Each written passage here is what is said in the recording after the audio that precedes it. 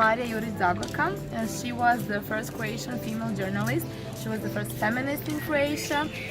She was twice in the jail because she organized a protest against the against the count in that time.